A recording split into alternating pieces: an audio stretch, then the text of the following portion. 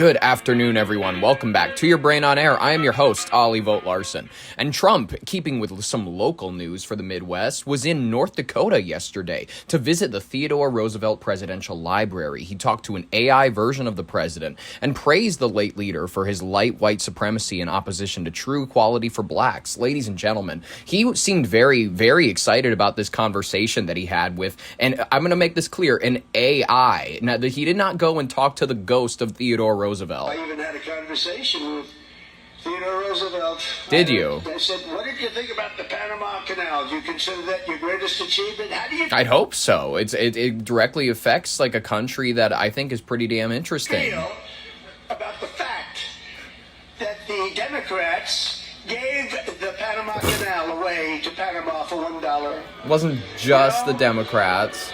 He built the Panama Canal, preceded really by a man who's actually, he was the tariff king. McKinley. Was president, and they took his name off. Yeah, and McKinley was a nut. He thought that he was getting messages from God at night. He was like, no, I literally talk to God. William McKinley is one of my favorite presidents that I think a lot of people should look into because he has a lot of sort of these like evangelical ties that people think Trump has, or at least his evangelical base thinks he has. These people think that he really is like a messenger, a mover for the Lord's message and for what the Lord wants. It's a fascinating mindset to watch people that are literally, they think the book they've been reading, they've been having passed down for 2,000 years, is being fulfilled by a former casino magnate. McKinley, and I put it back on because it was put it back on. McKinley. But McKinley actually, he was assassinated, but he made tremendous amounts of money, made our country very rich. And then Teddy Roosevelt, as the vice president, got in and he did some incredible things. But one of them, I think, one of the most amazing, maybe a lot of people would say the parks, and you could say a lot of elements of his success, so incredible. But he built the Panama Canal.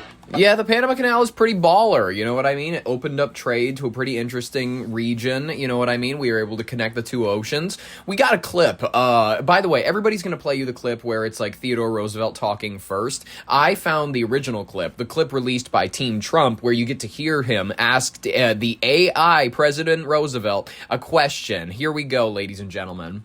Do you consider the Panama Canal your greatest achievement? I love how it loads. Well. Right then, yes. The canal stands as one of my proudest battles, no question. That's it. Now, the canal stands as one of my biggest battles, my grandest battles, no question.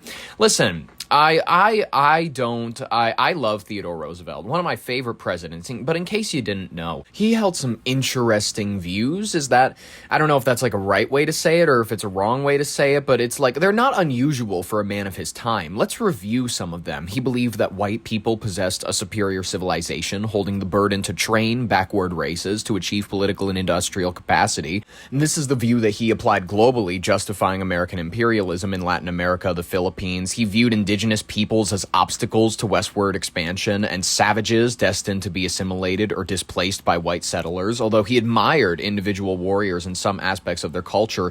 And personally, on his views on black people, they're the most interesting. He opposed lynching and believed exceptional black individuals should be given opportunities, but he generally did not support equal political rights for the broader black population, and his reputation suffered greatly after the 1906 Brownsville affair, where he unjustly discharged an entire regiment of black soldiers. Listen, he's still a G. I love the guy, but humans are complex, and we can love our history without shame. Here especially for America's 250. That's right, ladies and gentlemen. It's from your backyard barbecues to the rich people child hunting. Everyone is gearing up to celebrate this 4th this year. It's a big one. I want to hear a testimony from Jessie Czebotar, I believe is how you pronounce her last name, Czebotar,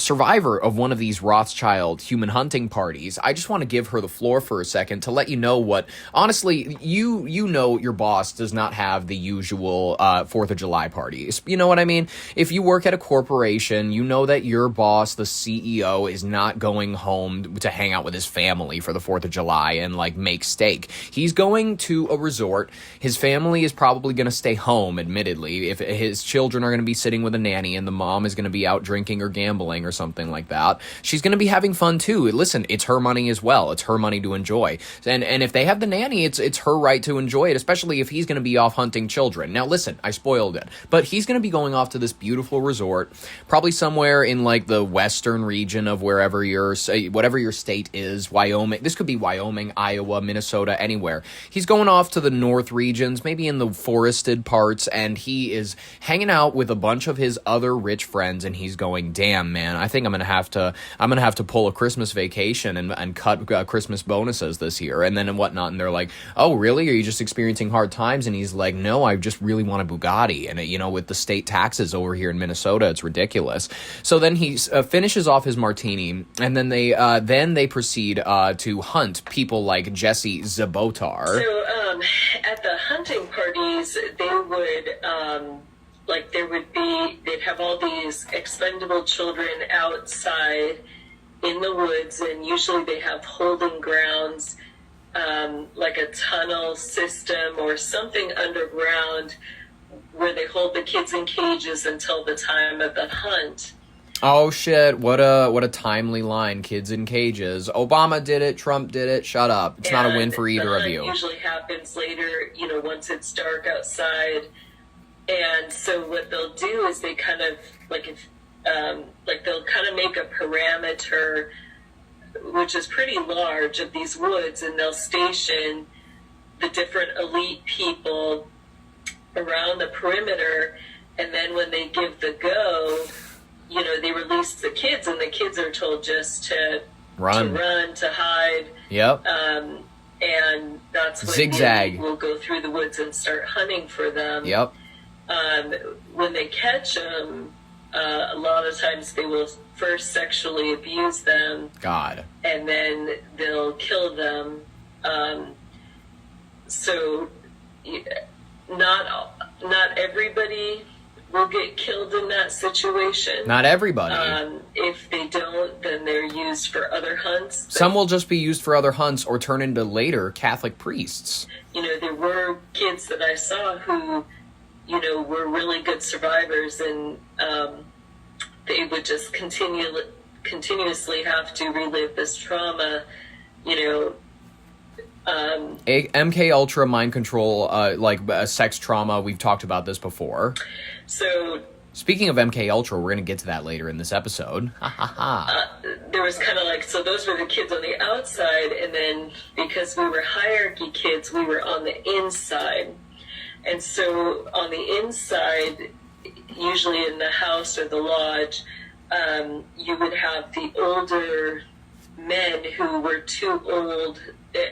Sometimes it did include women, but they were too old to be out in the woods hunting for the kids. So they brought everything indoors for those individuals.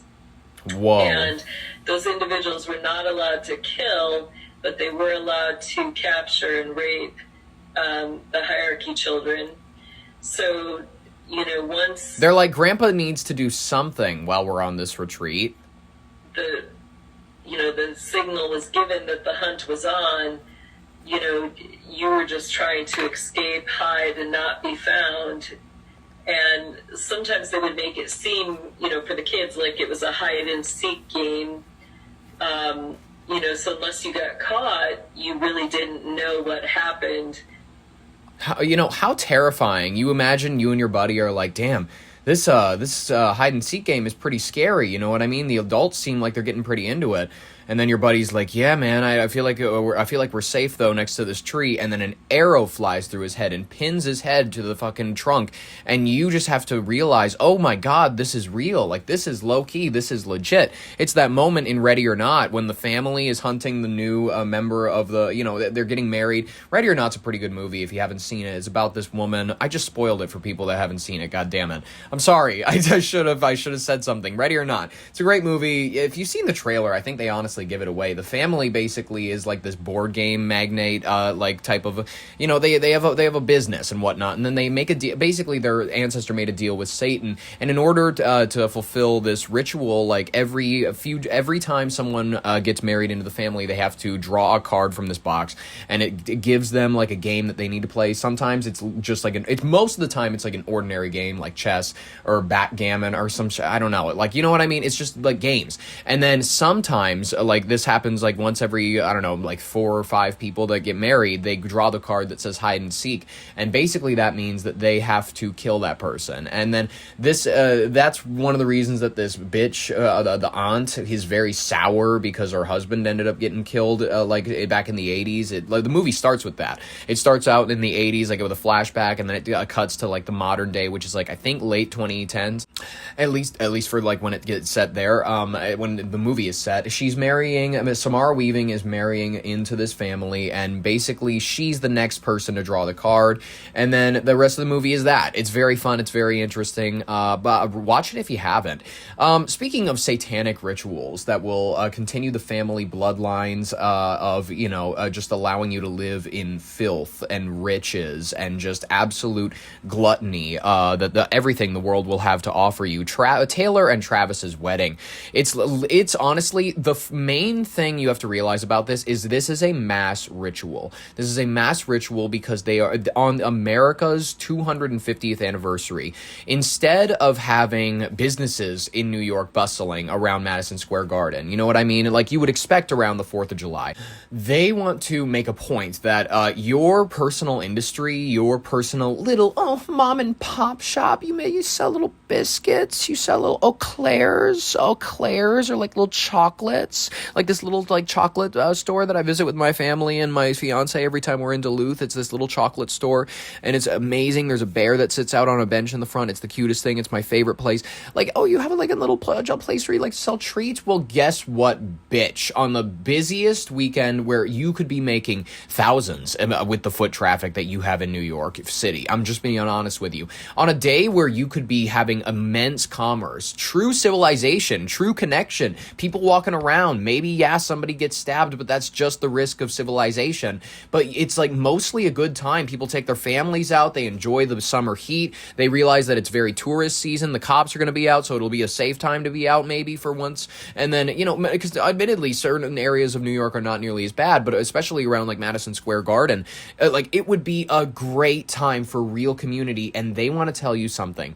America's 250th anniversary is not going to be celebrated with true community, bustling commerce on American streets. It's going to be celebrated by some big gaudy event where the elite will all perform for their friends and each other in this walled off little area that shuts down the streets. The sidewalks will literally be the only thing open in certain areas, but mostly blocks will be shut down around this area. It's going to be disastrous. And according to New York City businesses, they're feeling robbed. They're saying that this is going to cost us a ton of money. Local New York City businesses are saying they are feeling robbed, all because of the Taylor and Travis wedding this weekend. Damn you, Taylor and Travis. This weekend at Madison Square Garden in New York City, and TMZ spoke to some restaurant and bar owners around the area, and they feel that this wedding weekend will hurt their bottom line. One business owner on West 31st Street is livid, telling TMZ that the street closures around Madison Square Garden will prevent customers from coming in on what would normally be a super busy weekend if it were not for the wedding. It is a holiday weekend with America's 250th birthday and tons of World Cup games. And this is a message. Listen, it's saying fuck your community, fuck your genuine human connections. The elite are going to throw their big party. They're going to have their big fun fest. Trump and all his buddies, his cronies, are going to be giggling up, rubbing their hands together like Jews, is sitting in the Oval Office, signing decrees, tax cuts and whatnot. There's, we're going to have AI data centers within 5 blocks of literally everyone in the country. They're plotting a future that you don't want to live in, but you have no real genuine choice. That is what this wedding represents. Many people are not wise enough to understand it, but the greater implications of this wedding are the community is dead. You know, if you want to buy something this July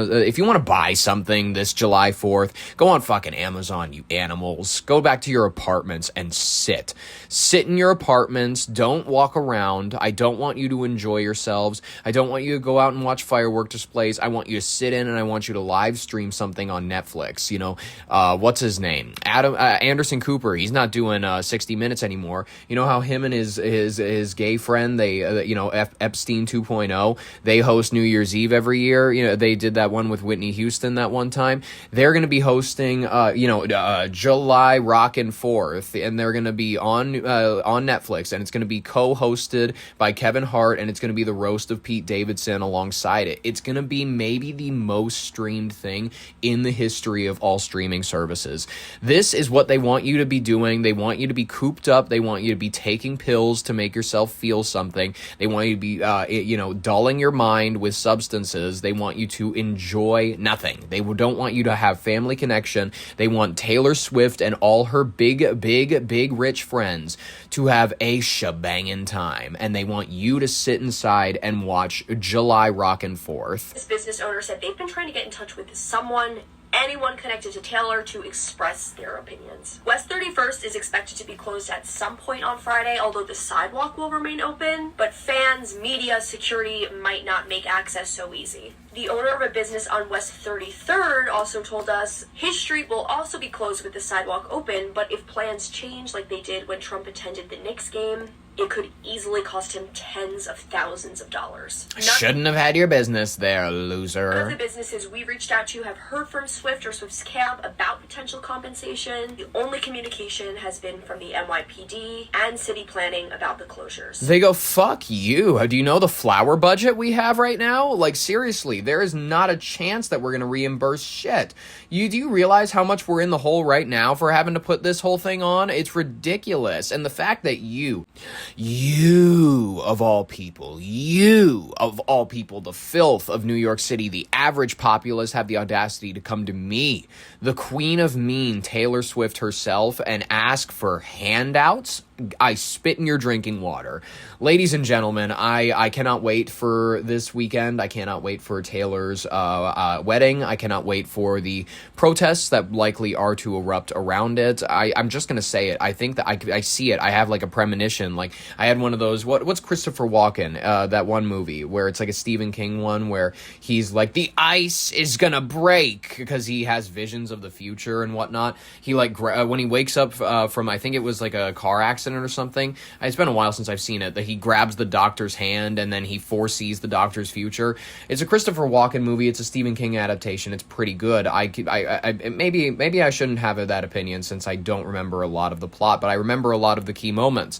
Like, I'm just going to be honest with you. There's a lot of movies like that where I have to watch them again because I'm like, do I even have like a legit opinion about that anymore? It's been so long since I've seen it. But then there are some things where I'm like, I only really need to see that once, and I feel like my opinion's going to stand. But whatever. Christopher Walken movie, I'll figure that out later. Okay. It's not the Nicolas Cage movie Next, because that's a completely different movie.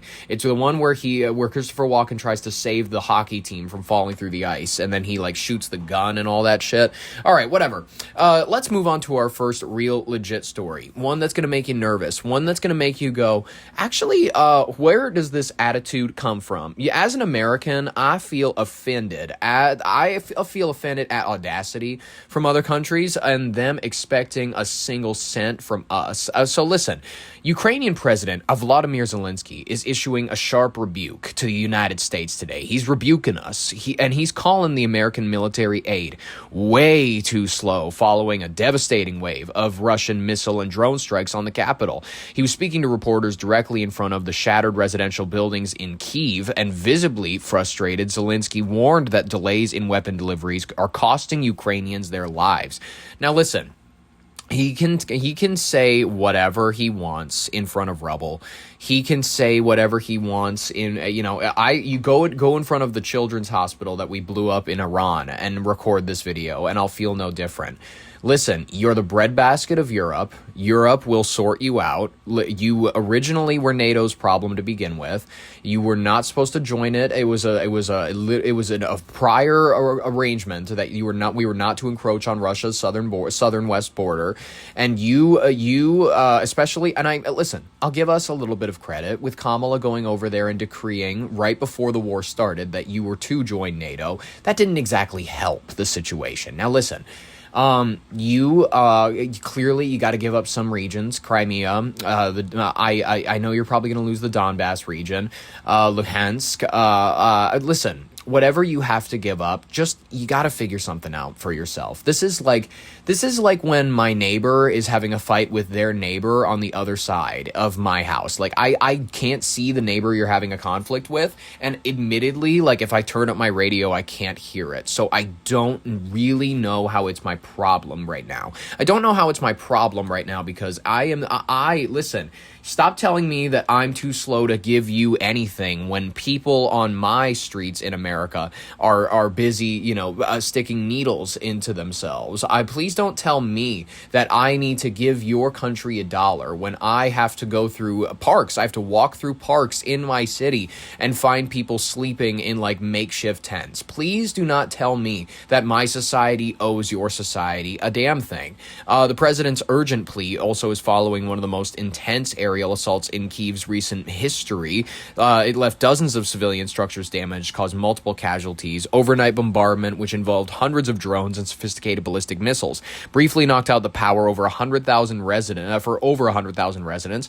While Ukraine's air defenses managed to intercept a majority of the incoming threats, Zelensky emphasized that their stockpiles are running dangerously thin. Listen, I don't know if you know something, Zelensky, but I don't know if you know something. There's a little thing, you're not actually that far from it compared to us. There's a little something called the middle of the East, and we have our own situation brewing not that far from you. I'm going to be honest with you. And if you don't believe me, it is like a drive from North Carolina to Texas. It's not that far. It's across the Black Sea, a little bit of Turkey if you go by boat and then get a ride, you know what I mean? You're not that far. And if you want to just go by car, you're just going to be going through Russia, what is it? Georgia, probably as Armenia or Azerbaijan, and you're already there. Like, I'm going to be honest with you. We have problems with a neighbor of yours, and we have our own problems with a nation that is very allied with Russia. We have our own situation that we're brewing with over here. We've sent you plenty of aid. We held up your flag in Congress. We made Kamala all like, we support Ukraine, and they unraveled it behind you and all that stuff. It was a beautiful moment with her and Nancy Pelosi holding up that flag. It gave people something to hang up on their front porches.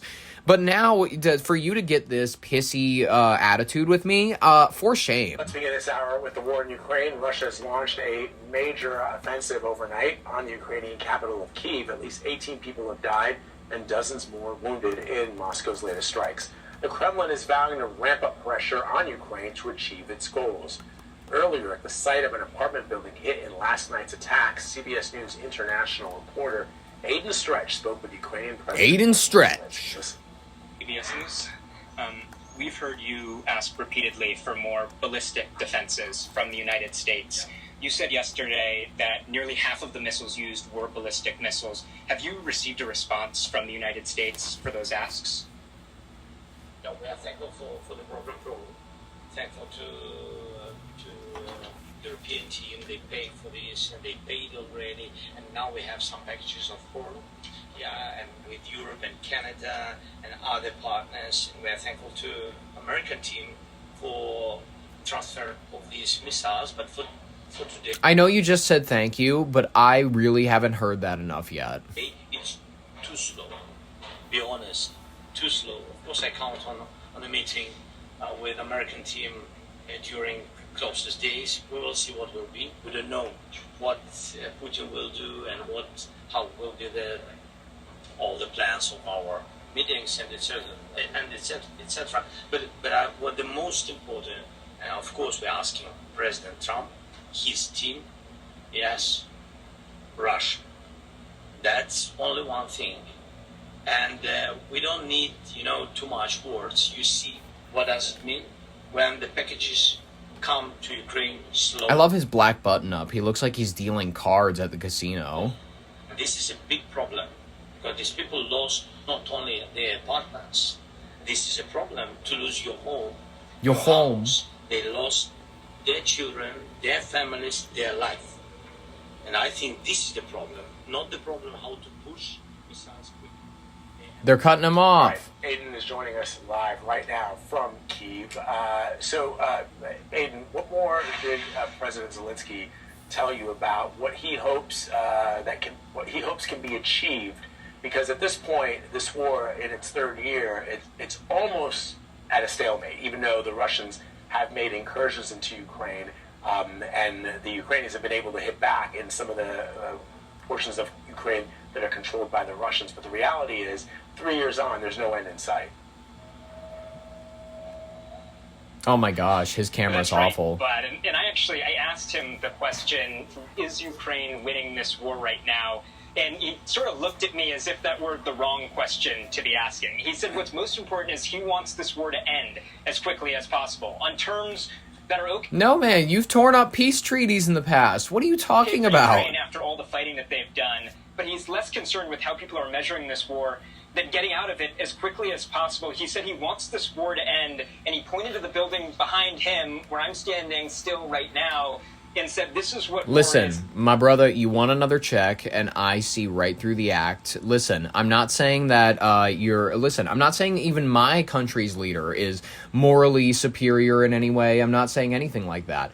I know that you have gangs recruiting people illegally into the Ukrainian military, kidnapping people off the streets, and I'm not saying my president is any better. I'm not saying that he's any superior. He witnessed and participated in the slaughter of a child on Lake Michigan. Dumped the child's body into the thing, and listen. If you don't believe the witness testimony, if you don't believe the woman who supposedly saw this, then that's fine. Consult the Epstein files yourself and make your own decision about the Lake Michigan incident. Just Google it some. All right. Let's move on to something actually relating to President Donald Trump. He is fiercely defending his personal finances today following the mandatory disclosure report listen, we covered this yesterday about the $1.4 billion that he earned from crypto, and he pulled more than $2.2 billion during his first year in total back at the White House. So that is a lot of money. It's nearly a fourfold increase from his previous earnings the year before he took office.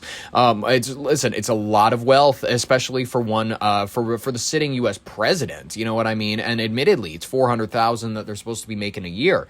He was pressed by reporters about whether or not he's profiting off his presidency. Mr. Trump dismissed the criticism, pointing that instead the broader economy was doing better.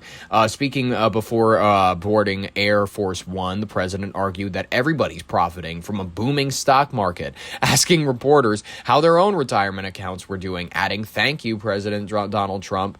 The 900-page financial disclosure also has revealed a vast majority of the president's new wealth, about $1.4 billion. Yep, here we go. It's going to go into it. Came from his family's newly launched cryptocurrency, Dollar Trump, ventures like digital token sales, and they're actively managed by his sons. And the traditional revenue streams also saw a major bump. Hospitality income up 55% at his Mar-a-Lago resort, alongside millions more generated from international real estate branding deals. Very fun. I hope that thing in Armenia is going decent for them. Where I think they were tearing down the construction site last I saw from the protests. It's a lot. It's a lot. This debate is everywhere. Ethics watchdogs, congressional Democrats, they're raising serious questions about the potential conflicts of interest, particularly over hundreds of millions of dollars flowing into the Trump family's crypto business from foreign investment firms. However, the White House is pushing back hard against those concerns. They're stating firmly that the president nor his family have been engaged in any conflicts of interest. They're maintaining that Mr. Trump always acts in the best interest of the American public. Maybe I believe him. President Trump flying for the first time in his new Air Force One, a $400 million gift from Qatar. Hundreds of millions in U.S. taxpayer money then spent to retrofit the Qatari plane. And tonight here, also the new disclosure. President Trump made $2.2 billion last year. Tonight, why he says he's profiting. He's riding in style now, dude. Tonight, President Trump taking off for the first time in his brand new Air Force One. Look at him go. An unprecedented $400 million gift from the government of Qatar. Retrofitted by the Qatar. Okay, maybe it's just me. I don't trust the technology. I feel like it'll fall apart in the sky. With hundreds of millions of American tax dollars. Qatar. First flight of what I think is maybe the greatest commercial plane ever built. White House staffers posting pictures inside. Spacious rooms, gleaming fixtures. And when President Trump leaves the White House, it all goes with him. A highly unusual arrangement that transfers ownership of the plane to his presidential library. It comes as the president's mandatory financial disclosure forms show that in his first year back in office, President Trump pulled in a stunning $2.2 billion in income. Wow. 3 times more than what he made the year before. Good for him. Bruce asking the president. What message does this send to average Americans, especially those who may be struggling right now financially? I don't get involved in my personal. We have funds that run my money. Unlike past presidents, President Trump has not put his business into a blind trust. It's being run by his sons, Don Jr. and Eric, who accompanied him on... I remember when he thought that was a blind trust. He was like, I think it's blind, because it's like I have my sons doing it, and they don't tell me anything about it. Is that blind trust? I don't really know. He's flying. $1.4 billion of the money he made last year came from his family's crypto business, which boomed as his administration loosened regulations on the industry. We're going to be the undisputed crypto capital and Bitcoin superpower of the world. Bitcoin's very powerful. The Trump family's crypto company, World Liberty Financial, getting a major investment from a firm closely tied to the United Arab Emirates. Democrats on the attack. Obviously, Trump has been engaging in an all-you-can-eat corruption buffet. President Trump with his reason for why he's profiting. The critics who say you're profiting off the presidency, Mr. Well, you know why I'm profiting? Because the stock market's going up. Everybody's profiting. And David, there are also questions tonight about the president's sons, Eric and Don Jr. They have deep investments in defense contracts and prediction markets. Democrats call it corruption. Plain and simple, David. Rachel Scott live at the White House tonight. Maybe it's just skimming a bit of cream off the top. That's what they like to call it. At least that's what they tell me. You know what I mean? That's what you hear when you sit for dinner with these people. Is you hear that it's just skimming a bit off the top for yourself. That's all it is. You know, whether or not you think he's being a crook about it, it's kooky. That's for sure. You know what I mean? And maybe it's setting a precedent for the president is setting a precedent for the fact that everybody will be able to profit this much. I expect AOC is going to have a skincare brand while she is the president of the United States. It's going to be interesting. All right, let's move on to the rapid fire section of today's headlines. Lots of things you need to know about in order to keep your media diet healthy. A parasitic infection that causes explosive diarrhea is spreading across the U.S. Hundreds of cases are reported in over a dozen states, including a major outbreak in the Midwest. The CDC reported in June that 145 cases of cyclosporiasis, has been confirmed in people in the United States. Another 45 people were sickened with it while traveling outside the United States. Then today in Michigan, health officials report a serious outbreak impacting more than 100 others in just 9 days. We don't even know where it's coming from. It could be the drinking water or some shit. An intestinal illness that can cause explosive bowel movements is on the rise right now. There have been cases in Illinois and Wisconsin, but there's a surge in Michigan. Here's what to know about cyclosporiasis. It's caused by a parasite, Cyclospora, usually from eating or drinking contaminated food or water. It can also happen from consuming water in a pond or lake or at a water park. So far, the CDC has received reports of 145 cases of cyclosporiasis between May 1st and June 16th. 17 states, including Illinois and Wisconsin, have reported cases. But there is a big spike, not reflected yet in those numbers, happening in Michigan right now. There have been 170 cases reported in several counties since June 22nd there, and the source hasn't been identified yet. The Illinois Department of Public Health says it has not seen the same surge, but will continue to monitor cases. Symptoms are cramping, nausea, diarrhea, or just feeling sick to your stomach, and they can last several days. Usually they get better on their own, but if they don't, you should see a doctor. A local infectious disease doctor tells me the best way to avoid getting sick: wash your produce before eating it and wash your hands often. Well, now we know, ladies and gentlemen, now we know the dangers. If you're near a body of water this summer, restrain yourself. Restrain, hold back, don't give in. Just if you don't have a life straw, don't risk it. All right, 16 children ranging in ages from 18 months to 18 years were removed from an Ohio home in deplorable conditions, according to officials. The children's grandparents and parents were arrested and charged with child endangerment. So, this is 16 children rescued from pure evil. They were kind of like feral children in a sort, from my understanding. These people, they never allowed them to leave the house, kind of a situation. It looks spooky as hell. Turn to a horrific scene unfolding in Hamden, Ohio. 16 children have been rescued. Here's Matt Rivers tonight. Tonight, the disturbing discovery inside this Ohio home. 16 children rescued from deplorable conditions. Authorities saying they had been held in a 12 by 12 foot area for much of the past 4 years. The youngest just 18 months old. This is pure evil. What we saw down here today is pure evil. Law enforcement officers executing a search warrant yesterday, finding 20 members of the Siders family living inside this 1,300 square foot home in the village of Hamden, about 80 miles south of Columbus. The children's mother, father, grandmother, and grandfather placed under arrest, arraigned today on 16 charges of child endangerment, all pleading not guilty. Most of our livestock was kept in better conditions than the children. It was extremely high presence, I'm sure, of bacterial and human feces. Tonight, authorities say the kids, who range in age from 18 months to 18 years, are safe. 7 of the children were treated overnight at the hospital. 2 were life-flighted in serious condition. David, the parents... There are these types of houses just hiding in little towns all over the United States. Unfortunately, it's common. It's common that there are some people that literally lock themselves away from the entire world. People are going crazy these days. It's just true. Grandparents are each being held on a $300,000 bond. David? Matt Rivers reporting tonight. Thanks, Matt. Crazy stuff, ladies and gentlemen. Well, in case you weren't worried about the idea that your neighbor could be, hiding literally 20 people in their basement that are like secret daughters. We see this shit in like Barbarian. It's true.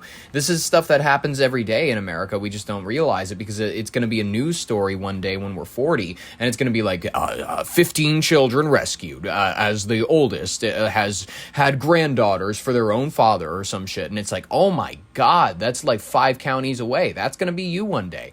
All right. Before you fire up the grill this 4th of July, I want to give you something else to sweat about.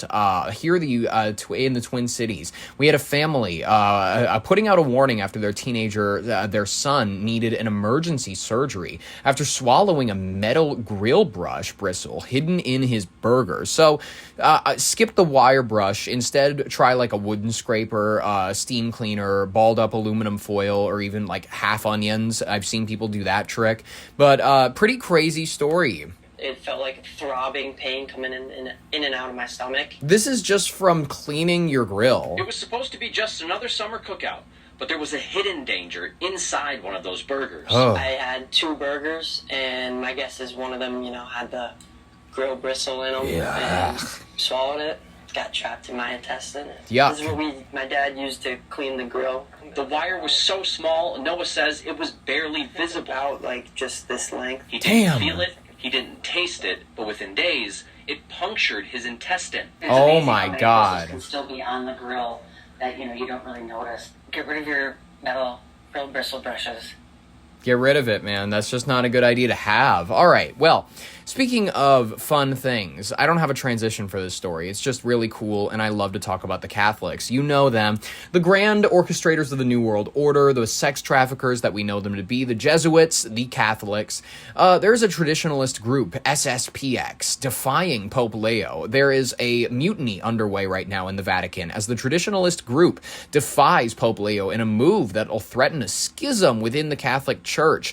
Now listen, they are not debating about whether or not they should stop stop sex trafficking children. They're all in agreement with that. They're all in agreement with the idea that they will all still worship the Black Pope. They're all still in the inner workings. They're still on the same team. But really, this is just like an external thing where they're going, hey, we don't want. Well, let's put on a little schism show for the public. Like, let's disagree about whether or not we should bless gay marriage and things like that. Like, but whether or not, well, not bless gay marriage, but bless same-sex couples, like people that belong to same-sex unions. You know, they're trying to have like a little tussle for the cameras, really. But really, they're still on the same side, where they're like, yeah, we still want to traffic children. There's a mutiny underway in the Vatican as a group of breakaway bishops defy Pope Leo in a move that threatens a rupture within the church. The Society of St. Pius X, known as SSPX, is a traditionalist group created in 1970 to push back against attempts to modernise the Catholic Church. They only hold Mass in Latin, oppose dialogue or relationships with other religions, and reject recent changes, such as allowing same-sex couples to receive blessings. As was mentioned prior. While it is a small society, they're looking to expand with plans to consecrate 4 new bishops, which would increase the foothold of the ultra-conservative sect. Only the Pope doesn't want them to. He has expressly forbidden it, warning SSPX they will be committing a sin of extreme gravity. Going against the Pope in this manner is akin to treason and will likely lead to excommunication for all of those involved.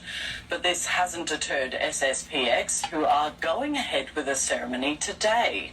They're even running a live stream so people can watch from around the world and selling souvenir wine to mark the historic event. Of course, you got to profit. Turmoil in the Vatican, undermining Pope Leo's attempts to unify the church and instead threatening a scandal of biblical proportions. I get it. Biblical proportions. All right, ladies and gentlemen, a bit more of a serious story. I know. The Catholics, they always know how to profit. They're like, get a specialized wine or some shit. Pete Buttigieg, he's speaking out after the child services incident. You know, whether or not this person was like, he's gay, so he has to be a threat to his child, or like whether or not it was like a kid or like a teenager or like a MAGA supporter trying to send somebody in order to shake up this guy's life, we can all agree that if it's unjustified, it's ridiculous. He says, quote, I don't know how much of this they're going to remember, speaking about one of his, speaking about his 4-year-old twins with his husband, Chasten. I know I will. It's one of the most awful moments of my life and something I wouldn't wish on anybody. It sounded terrible. It's unfortunate and it's awful that this guy had to go through it. You know what I mean? I'll give him the floor. I was here in my study and noticed that there was a police officer and a CPS worker at the door. Showed him in, asked what was going on, and they started talking about this allegation. They couldn't tell me what the allegation was, and then they told me that I couldn't be around my children unsupervised until my children were interviewed. This came from somebody who's seen one too many stories about the gay couples that will adopt children just to sexually abuse them. He is now projecting that idea onto a notoriously gay politician. I think that's exactly how this came about. During that questioning, no one in the family could be present, and the next 24 hours are some of the darkest times of my life. I don't know how to describe it. How are your children doing? You know, they're 4 years old, and as a family, we're just trying to put this behind us. I don't know how much of this they're going to remember. I know I will. It's one of the most awful moments of my life, and something I wouldn't wish on anybody. Although I'll also say that the response since we made the decision to speak out about this has been really extraordinary. Hearing from people across the country, not just people I know and have worked with and are political allies, but actually people from the other side, people in some cases that I campaigned against, reaching out or are speaking out in Well, that's nice to hear. We can join in union about the idea that maybe involving CPS, just because you don't like somebody's politics is not a great idea. We don't know the person's motive yet. Who knows? They'll be able to backtrace who made the claim, and we'll be able to figure it out from there. Kamala Harris has reached out to progressive Democrats ahead of the push for 2028's presidential run. Mamdani has confirmed this recently while on the Clay Kane show, Sirius XM. New York City Mayor Zohran Mamdani confirmed that former Vice President Kamala Harris did in fact reach out to him, and the two had a brief conversation. Harris is gearing up for a 2028 presidential run. I am calling it right now. There are reports that VP Kamala Harris has reached out to you for a discussion. Any truth to that? Yes, that is true. The vice president reached out to have a conversation, and we've had a brief conversation. We've been in touch over the last few months, and I really do appreciate her outreach. And she is saying, when I'm president, Mamdani Stan is real. I want you to be a 40-term mayor. I want you to actually serve as mayor until you die. And we are going to turn New York City into the testing ground for everything that we want to debut for the rest of the nation. We're going to try healthcare here. We're going to try you are going to be the petri dish that we are going to run a lot of these social experiments on. You're actually a very unique environment for it because of your commerce, because of your population, because of your density. So we'll be able to run these mass social experiments. It's where we're going to be able to debut these new MK Ultra things. What do you think? And then he was like, all right, maybe that sounds okay. So listen, in case you don't believe me about MK Ultra, a House Oversight Committee task force, because they're always the ones who are going to get real answers, are investigating the long classified federal secrets on the CIA's controversial MK Ultra program. So let's get the details. Congressional lawmakers are looking for answers to decades-old questions about the CIA's MK Ultra program. They should just listen to this show and they'll know everything they need to. And the use of mind control tactics from 1953 to 1973. This story still happening. Is wild. It even inspired a movie and TV series, plural.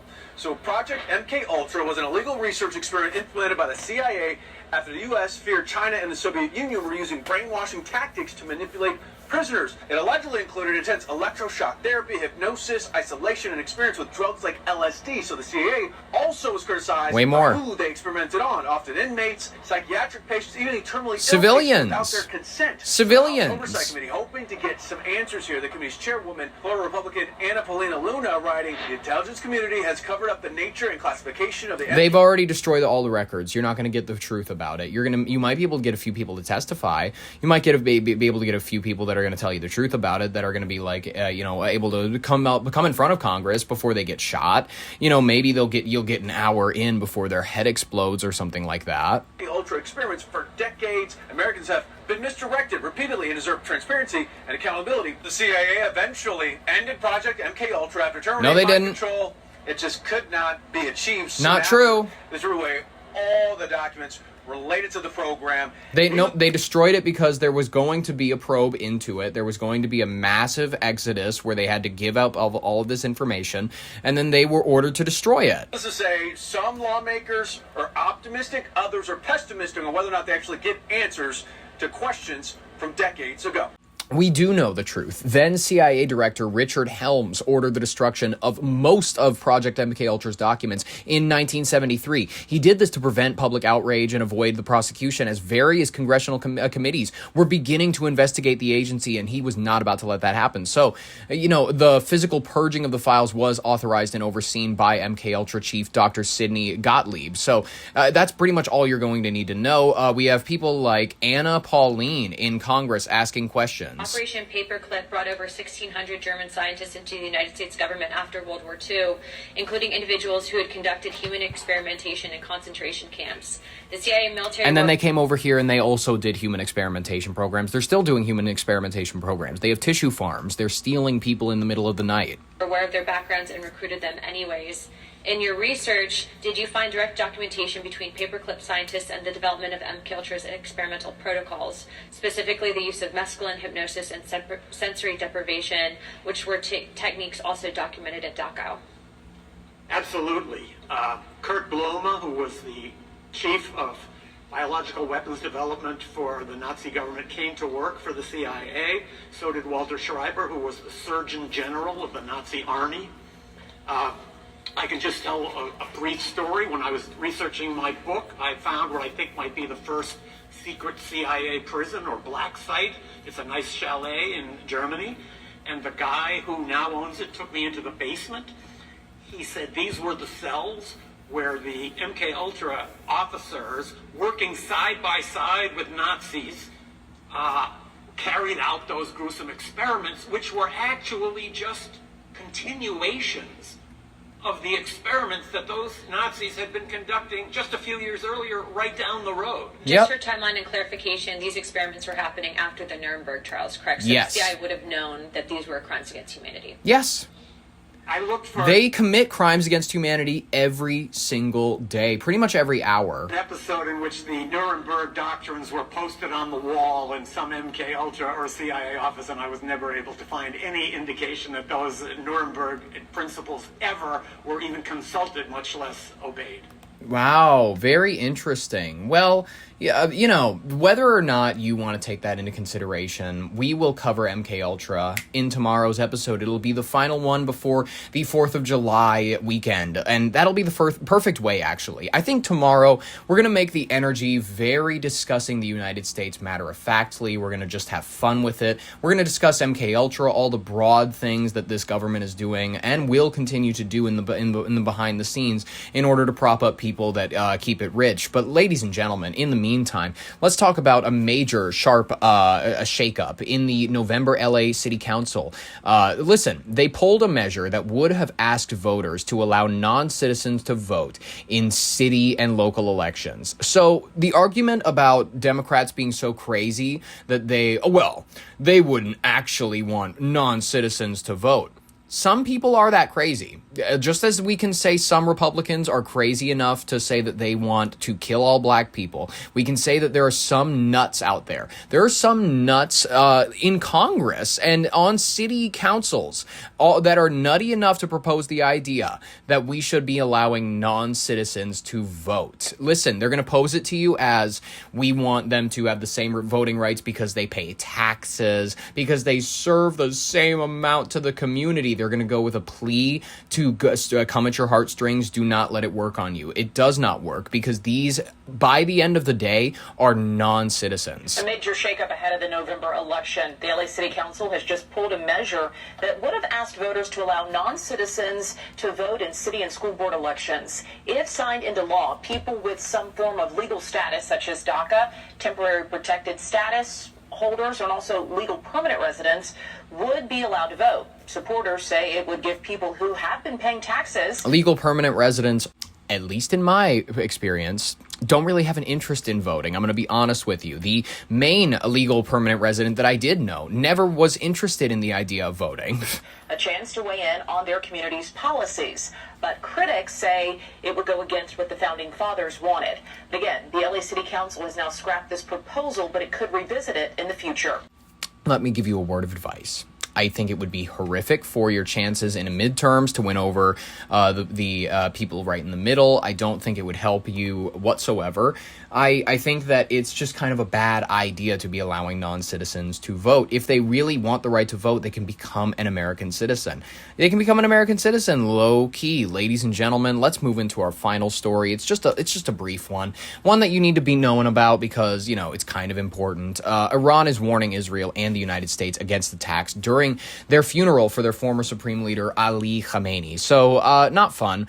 They have issued a warning to both Israel and the United States. Iranian officials have made it clear that any military actions or disruptions during the upcoming funeral service for former Supreme Leader Ayatollah Ali Khamenei will face swift and severe retaliation. Now, listen. That gets rid of the option of bombing them during the funeral, which I admit would be a little bit dirty. But maybe like I don't know, airstrike during the wake or something like that. The warning is coming at an incredibly volatile moment. Iran is preparing for a massive multi-city state funeral that is beginning this weekend. Millions of mourners and foreign dignitaries are expected to line the streets, making the ceremonies a massive security challenge for them. Khamenei was killed back in late February during the joint U.S. and Israeli airstrike in Tehran, and the regime has spent months coordinating a high-alert security blueprint to protect the capital and prevent any further leadership losses. Iran's newly appointed Supreme Leader, Mojtaba Khamenei, the son of the late leader, reiterated the regime's defensive stance, warning the Western forces will find no safe haven in the region if they choose to strike. The 5-day funeral procession is scheduled to move through major political and religious hubs, including Tehran and QOM, and even will cross the border into Iraq before the final burial in Mashhad on July 9th. Happy birthday to me. Regional analysts say the explicit warning highlights Iran's deep anxiety over its current vulnerability, combined with the fierce desire to project strength during its historic transition of power. They're a little volatile, of course, with the United States-Israeli forces maintaining a heavy presence in the region. They want to show that they're not someone that's going to be pushed around, and rightfully so. They are not ones to be pushed around. They are able to organize some level of leadership as we continue to decapitate the multi-headed beast that they honestly are. Welcome back. Iran is warning the U.S. and Israel against any attacks as the country prepares for this weekend's funeral of its former Supreme Leader. You'll remember he was killed in the U.S.-Israeli strikes. How can we forget? February. Well, this warning comes as President Trump touts progress at indirect talks in Doha between the U.S. and Iran. Yesterday he said the sides held, quote, very good meetings. But speaking to reporters, Vice President J.D. Vance wouldn't rule out a return to full-scale military action. Well, shite. Well, I can't commit to anything because obviously it depends on what the Iranians are ultimately going to do. As I said up there, what I can commit to is the president's not going to send our military back in unless he has to, unless there's a clearly defined purpose for it. Just in case he has to. War, of course, that's kind of up to the Iranians. Notice how they always leave the door open. They always go, just in case he has to. If he has to, he'll send troops in. CBS News foreign correspondent Remy Inocencio joins us from London to discuss this. Remy, good morning. Over the past weekend, we saw what appeared to be small strikes by either side. There's been indirect talks since, so where does everything stand this morning? Yeah, Errol, good morning. Those talks between the U.S. and Iran have wrapped up, and it doesn't seem, at least at this minute in time, that a return to those tit-for-tat strikes is in the cards. Now, remember, U.S. envoys Steve Witkoff and Jared Kushner were in Doha, but they never met face-to-face with the Iranians, and talks, as you mentioned, were indirect through Qatari and Pakistani mediators. But Qatar's foreign ministry today posted on X that there was positive progress on the 14-point Well, that's good. the memorandum of understanding that was signed just a couple weeks ago. There's no detail on what that progress was. Of course but not. In the past day, the talk we're hearing from Iranian officials have focused on 3 points. Point one, that the U.S. stop attacking Iran, which was something happening just as recently as last weekend. Point 5, that it's Iran that should have full control over the Strait of Hormuz. And point 11, that the freeze on billions of dollars of Iranian assets will be unfrozen. And earlier this week, Iran's president announced that $6 billion in frozen funds held in Qatar will be released, but there's been, at least so far, no confirmation from the White House about this. Earlier, President Trump's former national security advisor, H.R. McMaster, was on the takeout with Major Garrett, and he was quite skeptical about these talks. Take a listen. I don't know if that's going to work. It's the one making the progress in these negotiations because they're receiving big paychecks. I mean, the Qataris are about to unfreeze $6 billion of assets. They've already... The Qataris? Are we really pronouncing the Qataris as the Qataris? Sold 40 million barrels of oil, so they're filling their coffers back up. They're getting the infusion of cash they desperately needed to get themselves up off the mat. Yeah, and in just the past couple hours, Iranian political and military leaders have been hammering the point on the Strait of Hormuz.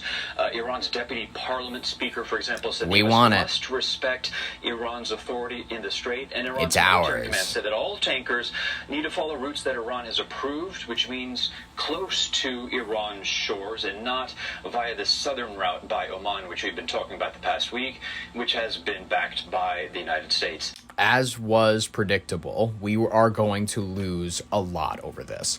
We are no longer the ones guaranteeing the waterways. We are losing it. We are losing, as a result, the dollar. Errol, looking ahead, the next round of talks might happen only after July 9th, which is after the funeral of Iran's last supreme leader, which wraps up this time next week.